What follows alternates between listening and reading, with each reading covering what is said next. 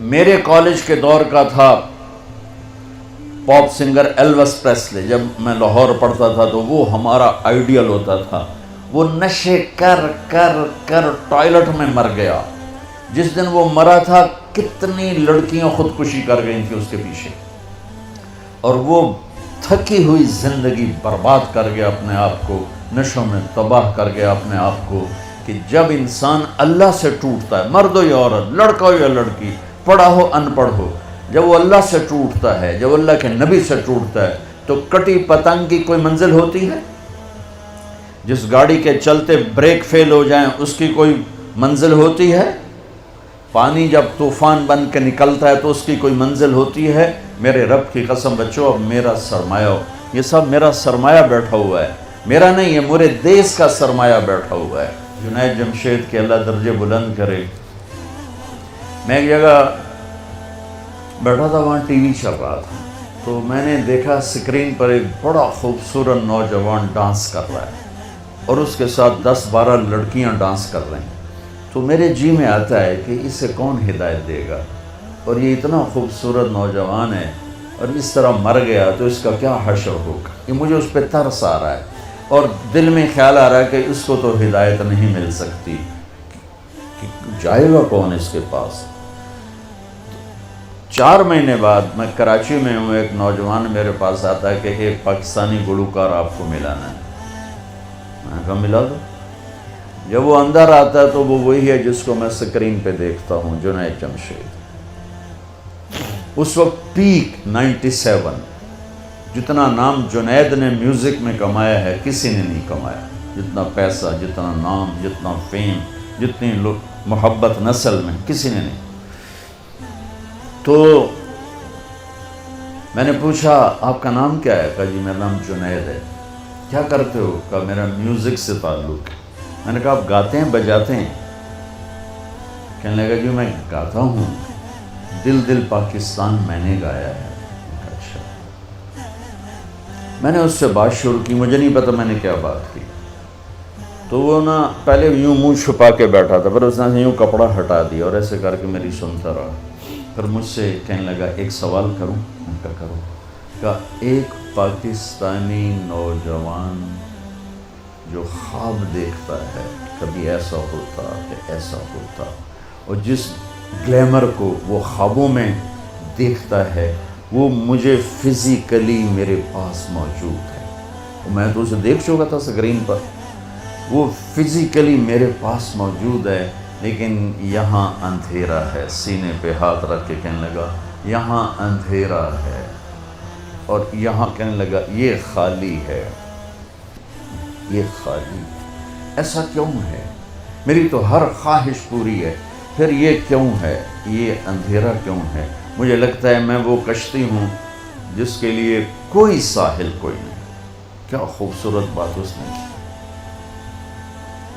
میں نے کہا تو بہت آسان بات ہے. کہنے لگا کیا؟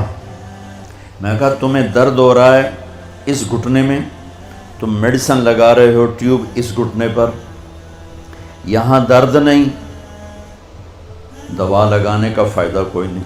یہاں درد ہے, یہاں دوا جا نہیں رہا, تو تمہیں ٹھیک کیسے ہوگی؟ کہنے لگا میں نہیں سمجھا.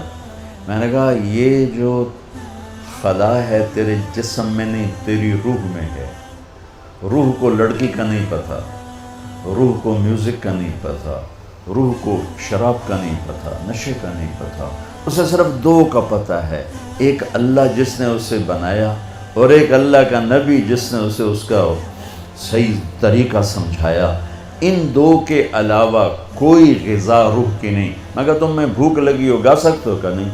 پیاس لگی ہو گا سکتے ہو؟ نہیں. نیند چڑھی ہوئی ہو گا سکتے ہو؟ نہیں. کیونکہ جسم کی ڈیمانڈ تم پوری نہیں کر رہے ہو تو تم گا نہیں سکتے ہو. ایسے ہی روح میں ایک فریاد اٹھتی ہے جب اسے آپ اللہ کا تعلق نہیں دیتے, جب آپ نماز نہیں پڑھتے, جب آپ سچ نہیں بولتے, جب آپ حرام سے نہیں بچتے, جب آپ جھوٹ سے نہیں بچتے, جب آپ نافرمانی سے نہیں بچتے, جب آپ نشوں سے نہیں بچتے ہو, تو پھر اس کے اندر ایک فریاد پیدا ہوتی ہے, ایک پکار پیدا ہوتی ہے. وہ فریاد اور پکار وہ ڈپریشن بنتی ہے, وہ اینزائٹی بنتی ہے, وہ بیماری کچھ نہیں ہے. وہ صرف یہ ہے کہ اسے بھوک ہے تم روٹی نہیں کھلا رہے، اسے پیاس ہے تم پانی نہیں. دیکھو میں نے پانی ساتھ رکھا ہوا ہے پینے کے لیے کہ میں انہیں بیان کر رہا ہوں مجھے پانی ساتھ پینا ہے. تو ایسے ہی روح میں ایک پکار اٹھتے مجھے اللہ چاہیے، مجھے کچھ نہیں چاہیے.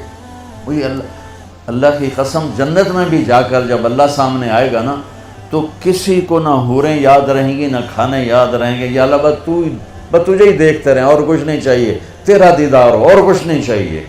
یہ ایسی چیز. ہم عصر کے قریب ہیں، آپ کی ابھی ظہر بھی نہیں ہوئی ہے.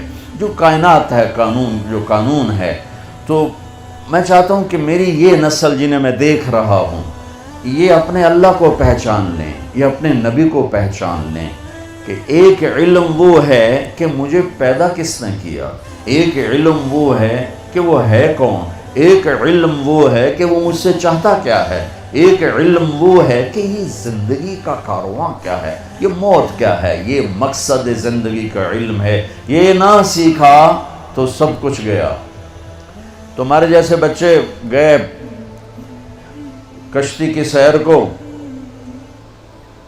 ملا دیہاتی ایک نے کہا چاچا تینوں فزکس آندی ہو سکے پتر نہ ہی آج سنیا کہ تیری ادھی زندگی برباد ہو گئی. دوسرے نے پوچھا چاچا تینوں کیمسٹری آندی ہے کہ پتر میں تو نہ ہی آج سنیا کہ چاچا تیری ادھی زندگی برباد ہو. تیسرے نے پوچھا چاچا زالوجی آندی ہے کہ نہیں پتر پتہ نہیں کی بلا ہے کہ چاچا تیری ادھی زندگی برباد ہو گئی. دریا میں طوفانی موج آ گئی، کشتی ڈولنے لگی. چاچا بولے پتر وہ تیرنا آمدہ ہے.